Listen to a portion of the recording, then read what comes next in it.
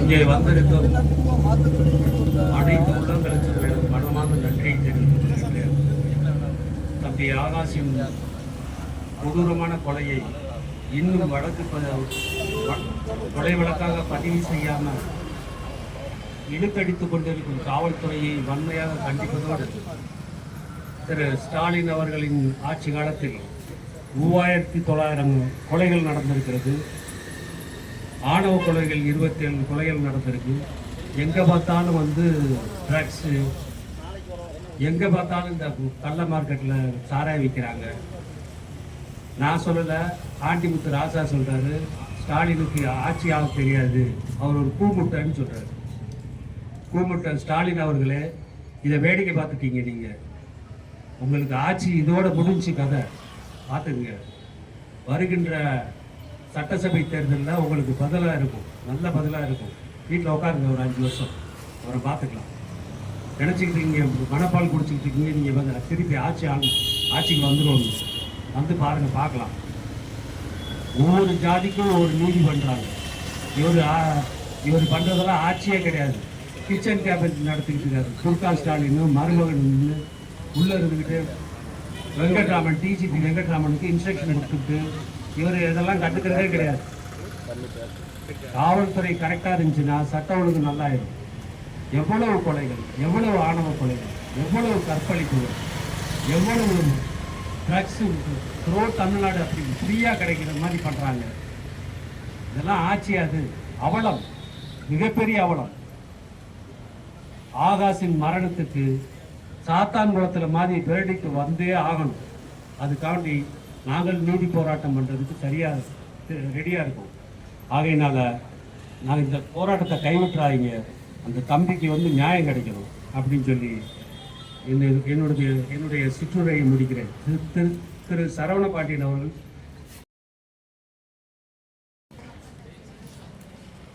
காவல்துறையுடைய அலட்சிய போக்கை வன்மையாக கண்டித்தும் கொலையாளிகளை கைது செய்யாமல் இந்த சமூக மக்களை ஏமாற்றக்கூடிய காவல்துறையுடைய செயல்பாடுகளை அம்பலப்படுத்தியும் கண்டன உரையாற்றுவார்கள்.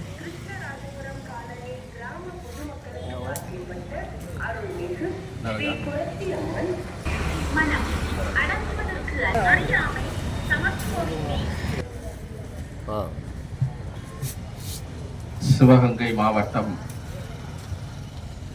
மானாமதுரை கிருஷ்ணராஜபுரம் காலனியைச் சார்ந்த தம்பி ஆகாஷ் அவர்கள் படுகொலை செய்யப்பட்டு இன்றோடு 32 நாட்கள் ஆகின்றது. கடந்த 8/3/2024 அன்று விசாரணை என்கின்ற பெயரில் அழைத்துச் சென்ற மானாமதுரை காவல் நிலைய காவலர்களால் அழைத்து செல்லப்பட்ட ஆகாஷ் அவர்கள் அடித்தே கொலை செய்யப்பட்டிருந்து அதனை கண்டித்து இன்றைக்கு எந்த சமரசமும் இல்லாமல் 32 நாட்களாக இந்த கிருஷ்ணராஜபுரம் மக்கள் போராடி கொண்டிருக்கிறார்கள். இப்படிப்பட்ட ஒரு வீரமிகு போராட்டம் நடந்து கொண்டிருக்கின்ற வேளையிலே மதுரை மாவட்ட நீதிமன்றம் ஒரு வரலாற்று சிறப்பு மிக்க ஒரு தீர்ப்பினை வழங்கி இருக்கிறது. எப்படி தம்பி ஆகாஷ் படுகொலை செய்யப்பட்டார்களோ அதே போல சாத்தான்குளம் ஜெயராஜ் பென்னிக்ஸ் ஆகிய இருவருமே தந்தை மகன் இருவருமே இதே போன்ற காவல்துறை காட்டுமிராண்டிகளால் படுகொலை செய்யப்பட்டார்கள். அந்த இருவருமே இதே போல் விசாரணை என்கின்ற பெயரிலே அழைத்து செல்லப்பட்டார்கள். அந்த ஜெயராஜும் பென்னிக்ஸும் செய்த தவறு என்னென்று சொன்னால், கொரோனா காலகட்டத்திலே அவர்கள் ஒரு 10 நிமிடம் அதிகமாக அவருடைய செல் கம்பெனியை நடத்தி கொண்டிருக்கிறார்கள், திறந்து வைத்திருக்கிறார்கள். அதற்காக அந்த செல் கம்பெனியினுடைய உரிமையாளராக இருக்கக்கூடிய ஜெயராஜ் அவர்களை அங்கே இருக்கக்கூடிய காவலர்கள் உங்களை விசாரிக்க வேண்டும், எதற்காக கொரோனா காலத்திலே 10 நிமிடங்கள் அதிகமாக திறந்து வைத்திருக்கிறார்கள் என்று சொல்லி அந்த ஜெயராஜை விசாரணை என்கின்ற பெயரிலே அழைத்து செல்லுகிறார்கள். 1 மணி நேரம் கழித்து தகவல் தெரிந்த அவருடைய மகன் பெனிக்ஸ் அவர்கள் காவல் நிலையத்துக்கு செல்லுகிறார். எதற்காக என் தந்தையை விசாரணை என்கின்ற பெயரிலே அழைத்து வந்து அமர வைத்தீர்கள் என்று கேட்கின்ற பொழுது, இருவருக்கும் வாக்குவாதம் ஏற்படுகிறது, காவல்துறைக்கும் பென்னிக்ஸுக்கும். இதுதான் அந்த கொலைக்கான காரணம், வேற ஒன்றும் கிடையாது. நாங்க போலீஸ் காவல்காரங்க, எங்களுக்கு மண்டையில 2 கொம்பு இருக்குது, நெத்தியில ஒரு கண்ணு இருக்குது, நாங்க என்ன வேணாலும் செய்யலாம் அப்படிங்கிற எண்ணத்துல அந்த பென்னிக்ஸை கேட்ட மாத்திரத்திலே அடித்து கீழே தள்ளுகிறார்கள். அவர் தன்னுடைய நியாயத்தை எடுத்து சொல்லுகிறார். நாங்கள் என்ன தவறு செய்தோம், இது கொரோனா காலம் என்று சொன்னாலும் கூட உரிய நேரத்திலே மூடுவதற்கு 10 நிமிடம் காலதாமதம் ஆயிருக்கிறது. இந்த 10 நிமிடத்திற்காக வயதானவர் என்று கூட பார்க்காமல் என் தந்தையை அடித்து கீழே தள்ளி இருக்கிறீர்கள், ரத்த காயம் ஏற்பட்டிருக்கிறது என்று உக்கிரமாக போராட்டம் செய்கிறார் பென்னிக்ஸ் அவர்கள். அங்கே இருவருக்குமே ஒரு உரிமை போராட்டம் நடக்கிறது. இதுதான் அங்கே இருக்கக்கூடிய அந்த பிரச்சனைக்கான முக்கிய காரணம். இதற்காகத்தான் இந்த போலீஸ்காரர்கள் இருவரையும், பென்னிக்ஸையும் ஜெயராஜையும் இரவு முழுவதும் வைத்து லத்தியாலும் இரும்பு கம்பியாலும் அடித்தே கொண்டிருக்கிறார்கள். அது மட்டும் கிடையாது, பெரிய கொடுமை என்னன்னு சொன்னா, இருவரையும் இரவு முழுவதும் அடித்திருக்கிறார்கள். ஒரு சட்டம் உண்டு, அவர்களை கைது செய்து அவர்களை சிறையில் அடைப்பதற்கு முன்பாக அவர்களை ஒரு ஜுடிஷியல் மேஜிஸ்ட்ரேட், குற்றவியல் நடுவர் முன்பாக ஆஜர்படுத்த வேண்டும். அப்படி ஆஜர்படுத்துகின்ற பொழுது அதற்கு முன்பாக ஒரு அரசு மருத்துவரிடம் அவருக்கு காயம் எதுவும் இல்லை, இவரை நாங்க ரிமாண்ட் செய்வதற்கு தகுதியாகத்தான் இருக்கிறார் என்று சொல்லி ஒரு மருத்துவர் இடத்திலே ஒரு சர்டிபிகேட் வாங்க வேண்டும். அழைத்து செல்கிறார்கள், பென்னிக்ஸையும் ஜெயராஜையும் அழைத்து செல்கிறார்கள். அழைத்து செல்கின்ற பொழுது அந்த மருத்துவர் மேலோட்டமாக பார்த்துவிட்டு ஃபிட் டு ரிமாண்ட் என்று சொல்லி இவர் ரிமாண்ட் செய்வதற்கு தகுதியானவர் என்று 2 பேரையும் பார்க்காமலே ஒரு சான்று கொடுக்கிறார்கள். அதற்கடுத்து மேலும் ஒரு கொடுமை நடக்கிறது. அடிபட்டு குத்துயிரும் குலையுருமாக இருக்கக்கூடிய அந்த பென்னிக்ஸையும் ஜெயராஜையும் எடுத்துக்கொண்டு மேஜிஸ்ட்ரேட் ரிமாண்ட் செய்வதற்காக கொண்டு போகிறார்கள். கொரோனா காலகட்டம் என்பதனால் அந்த ஜுடிஷியல் மேஜிஸ்ட்ரேட் மாடியிலேயே இருந்து கொண்டு அந்த இருவரையுமே பார்க்காமல், அவருடைய காயத்தை பற்றி எதுவுமே கேட்காமல் அவரும் ரிமாண்ட் செய்வதற்கு உத்தரவு பிறப்பிக்கிறார்கள். எவ்வளவு கொடுமை பாருங்க. மருத்துவர் தன்னுடைய கடமையை மீறுகிறார், ஒரு குற்றவியல் நடுவர் அவரும் தன்னுடைய கடமையை மீறுகிறார். இந்த போலீஸ்காரங்க தெரியும் 2 பேரை அடிச்சாச்சு, இந்த அடியினால அவங்களுக்கு அங்க இருக்கக்கூடிய அந்த கிட்னி, உள்ள இருக்கக்கூடிய கிட்னி பாதிப்படைஞ்சிருக்குது. ஆகையினால மூச்சுத்திணறல் ஏற்படும், இன்னும் சிறு நேரத்தில் இறந்து விடுவார்கள் என்பது அவர்களுக்கு நன்றாக தெரியும். ஆகையினாலே அவர் சாத்தான்குளத்திலே இருந்து பக்கத்தில் இருக்கக்கூடிய பாளையங்கோட்டை சிறைக்கு அழைத்து செல்லாமல் அவர் எடுத்துக்கொண்டு கோவில்பட்டி சிறைக்கு அழைத்து செல்லுகிறார்கள். அங்கேதான் ஜெயிலர் பார்க்கிறார், இவ்வளவு ரத்தம் வந்திருக்கிறது, எப்படி டாக்டர் எப்படி சர்டிபிகேட் கொடுத்தார், இந்த ஜுடிஷியல் மேஜிஸ்ட்ரேட் எப்படி உத்தரவு போட்டார் என்று சொல்லி தன்னுடைய வேலையை காப்பாற்ற வேண்டும் என்கிற அடிப்படையிலும் மனிதநேயத்தோடும் அவர்கள் அங்கே இருக்கக்கூடிய காயங்களை பதிவு செய்கிறார்கள். இதுதான் அவர்களுக்கு எதிராக இருக்கக்கூடிய ஒரே சாட்சியம். அப்படியே இங்கே வருவோம், நம்முடைய தம்பி ஆகாஷ் படுகொலைக்கு இங்கே விசாரணை என்கின்ற பெயரில் அழைத்து செல்லப்படுகிறார். அழைத்து சென்று அங்கே போலீசாருக்கும் பென்னிக்ஸுக்கும் வாக்குவாதம் வருகிறது. எதற்காக என் தந்தையை அழைத்து வந்தீர்கள் என்று வாக்குவாதம் வருகிறது. அந்த இடத்திலே போலீசுக்கு தன்னுடைய அதிகாரம் பொருந்தியவர் என்ற அடிப்படையில் அவர்களை தாக்கி கொலை செய்வதற்கு முயற்சிக்கிறார்கள். இங்கே என்ன நடக்கிறது? ஆகாஷ் ஒரு அட்டவணை சாதியை சார்ந்தவர். அவன் எப்படி ஒரு ஊருக்குள் போய் இன்னொரு தாக்கலாம், அப்படியே தாக்கி இருந்தாலும் கூட அவருடைய தந்தை பேட்டி கொடுத்ததை கூட பார்த்தேன். அவர் சொல்லுகிறார், மிக சரியாக சொல்லுகிறார், என் மகன் தப்பு செஞ்சிருந்தானா அவனை சரியா நீ எஃப்ஐஆர் போடு, அவனுக்கு உச்சபட்ச தண்டனை வாங்கி கொடு, நான் ஏத்துக்கிறேன் அப்படின்னு அவருடைய தந்தை சொல்லுகிறார். நீ அது மாதிரி செஞ்சிருக்கலாம்ல. இன்னைக்கு இந்த நாட்டுல 10-15 கொலை வழக்கு இருக்கக்கூடிய கூட இன்னைக்கு சுதந்திரமா நடமாடிக்கிட்டு இருக்கிறான். அவனை விசாரணை என்கிற பேர்ல அழைத்து சென்றது கிடையாது. தூத்துக்குடி திருநெல்வேலி மாவட்டத்தில் பாத்தீங்கன்னா காசை வாங்கிட்டு கூலிக்கு கொலை செய்யக்கூடியவர்கள் எண்ணற்ற பேர் இருக்கிறாங்க, நூற்றுக்கணக்கான பேர் இருக்கிறார்கள். அனைவருமே சுதந்திரமாக சுற்றி கொண்டிருக்கிறார்கள். ஆனால் இது மாதிரி அப்பாவிகள், 1 வழக்கு வைத்திருக்கக்கூடியவர்கள், 2 வழக்கு வைத்திருக்கக்கூடியவர்கள், பசிக்காக திருடக்கூடியவர்கள், தெரியாமல் தவறு செய்யக்கூடியவர்கள், நீங்க லாக்அப் டெத் எடுத்து பாத்தீங்கன்னா இது மாதிரியான நபர்களைத்தான் அவர்கள் லாக்அப் டெத்ல கொண்டிருப்பார்கள். இதே மானாமதி திருப்புவனத்திலே அஜித் என்ற தம்பி படுகொலை செய்யப்பட்டார். அவர் மீது திருட்டு குற்றம் அவர் மீது சுமத்தப்பட்டது. அவரும் பெரும் குற்றவாளி கிடையாது, பெரிய எஸ்டி செட்டர் கிடையாது. அவருக்கு பெரிய வழக்குகள் எல்லாம் கிடையாது. அதே போலதான் ஆகாஷ் தம்பிக்கும் பெரிய வழக்குகள் எல்லாம் கிடையாது, ஹிஸ்டரி ஷீட்டர் கிடையாது. அவர் மீது ஒரு எஃப்ஐஆர் இருக்கிறது. அவர் உறவினர்களுக்குள் சண்டை நடந்தது, அதையும் கூட அவர்கள் பேசி சமாதானமாகி அந்த மனுவை வாபஸ் பெற்றதாக கேள்விப்படுகிறோம். இந்த நிலையிலே ஆகாஷ் அங்கே அழைத்து செல்லப்படுகிறார். அங்கே பென்னிக்ஸுக்கும் ஜெயராஜுக்கும் எப்படி அங்கே இருக்கக்கூடிய மருத்துவர் ஃபிட் டு ரிமாண்ட் என்று சர்டிபிகேட் கொடுக்கவில்லையோ, அங்கே எப்படி ஜுடிஷியல் மேஜிஸ்ட்ரேட்டிடம் இவர்கள் எதையும் சொல்ல விடாமல் மேலேயே இருந்தவர்கள் ரிமாண்ட் செய்வதற்கு உத்தரவு போட்டார்களோ, ஆனால் அதுபோல் இங்கே நடக்கவில்லை. இங்கே ஆகாஷை அழைத்து சென்ற பொழுது அந்த குற்றவியல் நடுவரிடத்திலே ஆகாஷ் தம்பி மிக அழகாக சொல்லுகிறார். விசாரணை என்கின்ற பெயரில் அழைத்து சென்ற காவலர்கள் கண்ணை கட்டி என்னை காட்டுக்குள் அழைத்து சென்றார்கள். காலை நீட்டி வைத்து கீழே ஒரு கால் மேலே ஒரு கால் வைத்து மேலே இரும்பு சாக்கால் மூடி ஒரு இரும்பு கம்பியால் என்னுடைய காலை அடித்து ஊங்கி அடித்து ரத்த காயம் ஏற்படுத்தினார்கள். பெருவாரியான ரத்த காயம் போய்விட்டது என்று சொல்லி இருக்கிறார்கள். ஆனால் அதை பதிவு செய்ய குற்றவியல் நடுவர் அவர்கள் தொடர்ந்து நடவடிக்கை எடுக்க உத்தரவிட்டிருக்க வேண்டும். அது ஏன் செய்யவில்லை என்று எங்களுக்கு தெரியவில்லை. அந்த இடத்திலேயே அந்த குற்றவியல் நடுவர் அவர்கள் இந்த காயத்திற்கு என்ன காரணம், இவருக்கு உரிய மருத்துவம் பாருங்கள், யார் அவர்களை அடித்தது, அவர்கள் மீது குறை ரீதியான நடவடிக்கை எடுங்கள் என்று சொல்லி ஒரு உத்தரவு போட்டிருந்தால் தம்பி ஆகாஷ் மரணம் அடைந்திருக்க மாட்டார்கள்.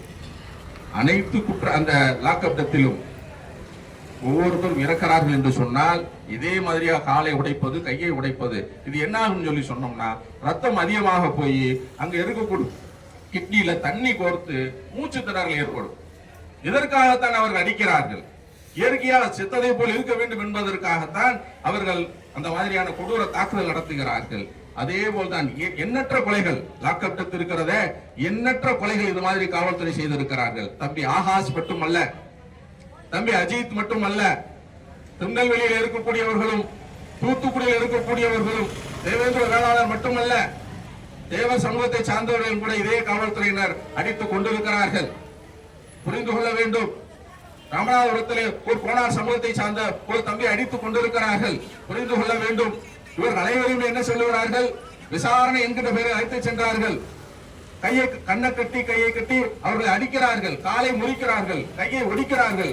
அப்படி கையை காலை முறிக்கின்ற பொழுது பலத்த ரத்த காயம் ஏற்படுகிறது, ரத்த போக்கு அதிகமாக ஏற்படுகிறது. இதன் காரணமாக அங்கே உள் உறுப்புகளிலே பாதிப்பு ஏற்பட்டு மூச்சு திணறல் ஏற்படுகிறது. அவர் சாவதற்கு முக்கிய காரணம் இந்த காவல்துறையினர் அடித்ததுதான். இதுதான் முக்கியமானது. இந்த பெலிக்ஸ் ஜெயராஜ் தீர்ப்பில் மிக அழகாக சொல்லுகிறார்கள், வேலியே பெயரை மேறுவதை நாங்கள் ஏற்றுக்கொள்ள முடியாது. வேலி என்பது காப்பதற்கு தான், போலீஸ்காரர்கள் என்பது மக்களை காப்பதற்கு தான். அந்த போலீஸ்காரர்களே சட்டத்தை மீறி அப்பாவி பொதுமக்களை விசாரணை என்கின்ற பெயரிலே நீங்கள் அழைத்து சென்று கொடூரமாக தாக்குவதற்கு மரண தண்டனை ஒன்றுதான் இதற்கு தீர்வு என்று நீதிபதி சொல்லி இருக்கிறார்கள் இந்த தீர்ப்பில்.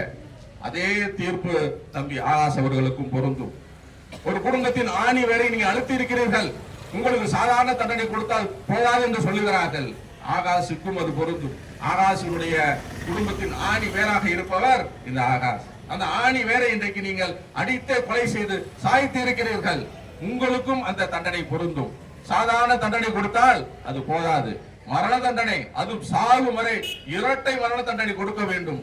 அதே தீர்ப்பு இங்கே வரும் வரை இங்க இருக்கக்கூடிய போராட்டக்காரர்களோடு நாங்களும் தோளோடு தோல் கொடுப்போம். அது மட்டுமல்ல, இன்றைக்கு ஆகாஷ் படுகொலை செய்யப்படுகின்ற பொழுது அவர் ஒப்புதல் வாக்குமூலம் கொடுத்திருக்கிறார், அதனை பதிவு செய்திருக்கிறார்கள்.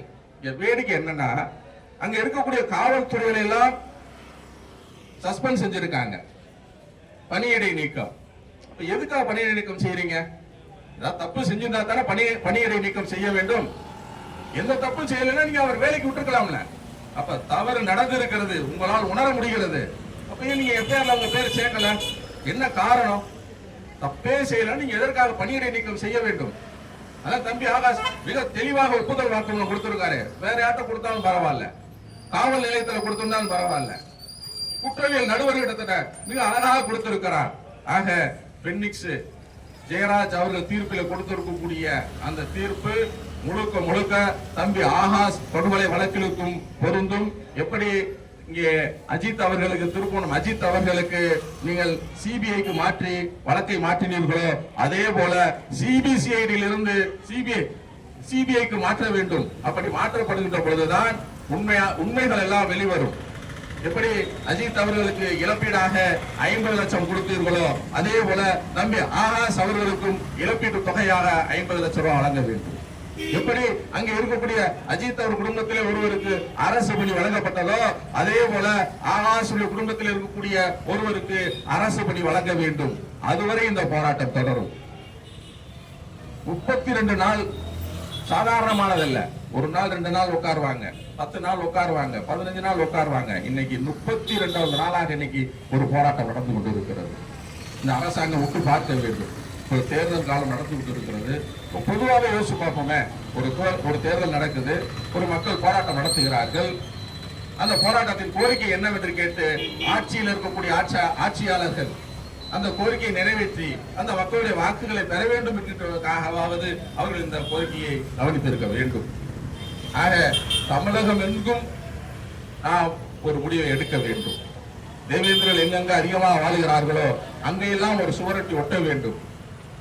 ஆகாஷ் படுகொலைக்கு நியாயம் வழங்காத திமுகவை கண்டித்தும் ஆகாஷ் படுகொலைக்கு நியாயம் கேட்காத எதிர்கட்சி அண்ணா திமுகவுக்கும் ஓட்டு போடக்கூடாது. ஏன்னா திமுக மட்டும்ன்றப்ப ஆட்டோமேட்டிக்கா அண்ணா திமுகவுக்கு போயிடும்.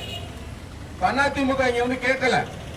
எப்படி அஜித் வீட்டுக்கு போன என்ன காரணம்? நாங்க அதற்காக போராடி இருக்கிறோம். அஜித்துடைய கொலைக்கும் போராடி இருக்கிறோம். அங்க போகின்ற கட்டாயம். அதே போல் இங்கே ஏன் வரலைன்னு நாங்க கேட்கிறோம். ஆகாஷ் படுகொலைக்கு எடப்பாடி பழனிசாமி ஏன் வரவில்லை? இருக்க வேண்டுமா வேண்டாமா? ஆக சம அளவிலே திமுகவை அதிமுகவை எதிர்க்க வேண்டும். நம்முடைய வாக்குகள் அவர் கிடையாது என்பதை நாம் உறுதிப்படுத்த வேண்டும். இந்த நொடியிலே இருந்து நமக்கு எங்கெங்க தெரிகிறதோ நம்முடைய கிராமங்கள் அனைத்திற்கும் இந்த பதாகை வைக்க வேண்டும். ஆகாஷ் படுகொலைக்கு நியாயம் வழங்காத திமுகவிற்கும் ஆகாஷ் படுகொலைக்கு நியாயம் கேட்காத அதிமுகவிற்கும் தேவேந்திர வேளாளர்களின் ஓட்டு கிடையாது என்று நாம் பதாகை வைப்பதற்கு நாம் இங்கே முன்வர வேண்டும். அதே போல இந்த போராட்ட குழுவினர் இது 32வது நாள். ஒரு இடத்துல விசாரித்த பொழுது சொன்னார், தம்பி லெனின் அவர்கள் சொன்னார்கள், எஃப்ஐஆர் வாங்கியாச்சு அப்படின்றதுக்கு பதிவு செய்திருக்கிறார்கள். அதை நாங்கள் ஆல்டர் பண்ண போகிறோம், 301 ஆல்டர் பண்ண போகிறோம், இன்னும் கொடுக்கல அப்படின்ற மாதிரி கேள்விப்பட்டேன். அது தவறு. மனுதாரர் புகார் கொடுத்திருக்கார் என்று சொன்னால் அந்த மனுதாரருக்கான நகல் ஒன்று கொடுக்க வேண்டும். அது கூட மறுக்கப்படுகிறது. ஒரு எஃப்ஐஆர் காப்பியுடைய நகல் கூட கொடுப்பதற்கு மறுக்கப்படுகிறது. படுகொலை செய்யப்பட்டு 32 நாட்கள் ஆகிறது. 32 நாட்கள் ஆகியும் கூட இன்றைக்கு வரைக்கும் எஃப்ஐஆர் காப்பி கொடுக்கவில்லை என்று சொன்னால் எவ்வளவு பெரிய அநியாயம் நடந்து கொண்டிருக்கிறது. எவ்வளவு பெரிய அநியாயம் நடந்து கொண்டிருக்கிறது. ஆக இதனையெல்லாம் கருத்தில் கொண்டு இனி வரும் காலங்களில் இந்த போராட்டமானது இன்னும் வீரத்தோடும் தீரத்தோடும் இந்த போராட்டம் நடைபெற வேண்டும்.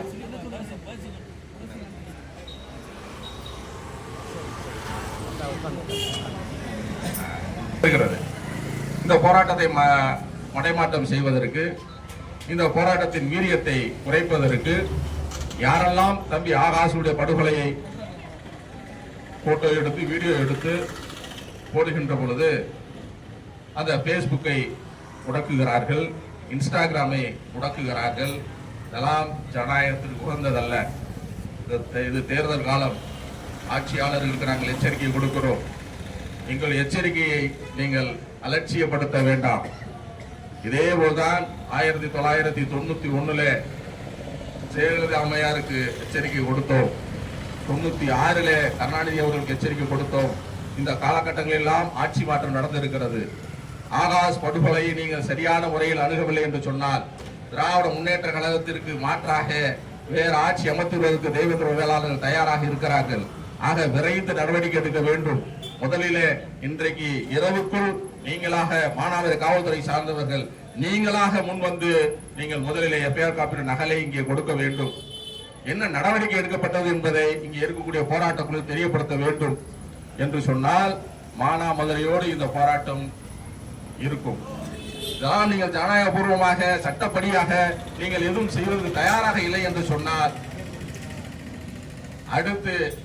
அடுத்து இங்கே இருக்கக்கூடிய போராட்ட குழுவின் அனுமதியோடு அடுத்த கட்டம் மதுரையிலே ஒரு ஆர்ப்பாட்டத்திற்கோ போராட்டத்திற்கோ உண்ணாவிரதத்துக்கு நாங்கள் நடத்துவது தயாராக இருக்கிறோம். தேர்தல்காரம் மீண்டும் மீண்டும் சொல்கிறேன், திராவிட முன்னேற்ற கழகத்திற்கு, ஆளுகின்ற ஆட்சியாளர்களுக்கு இதை பெருசுபடுத்த வேண்டாம். பெருசுபடுத்துகின்ற பொழுது இது தேவையில்லாத பிரச்சனையை உண்டு கொண்டும். மானாமதியோடு நிறுத்துங்கள். நீங்கள் ஜனநாயகபூர்வம் நடந்து கொள்ளுங்கள். சட்டப்படியா நடவடிக்கை எடுங்கள். முதலிலே எஃப்ஐஆர் காப்பியை கொடுங்க. என்ன நடவடிக்கை எடுக்கிறதுன்னு சொல்லுங்க. சிபிஎஸ்இ என்ன பண்ணிருக்கீங்கன்றதை சொல்லுங்க. எதையுமே சொல்லாம ஆகாஷ் கூட தெரியப்படுத்தாமல் நீங்கள் அமைதியாக இருந்தால் இந்த போராட்டத்தை வேகப்படுத்த வேண்டும், தீவிரப்படுத்த வேண்டும் என்கின்ற நோக்கத்தில் தான் நீங்கள் செயல்பட்டுக் கொண்டிருக்கிறீர்கள். இது இன்னொருவருக்கு இடம் கொடுத்த மாதிரி ஆகிவிடும். மீண்டும் மீண்டும் சொல்லிவிடும். ஆகையால் இந்த போராட்டத்தை முன்னெடுக்கின்ற சகோதரர் லெனின் அவர்களுக்கும், ஜெகதீசன் அவர்களுக்கும், கிருஷ்ணராஜபுரத்தை சார்ந்த பொதுமக்கள் அவர்களுக்கும் நாங்கள் சார்ந்திருக்கக்கூடிய வழக்கறிஞர் குழுவின் சார்பில் எங்களது நன்றிகளை தெரிவித்துக் கொள்கிறோம்.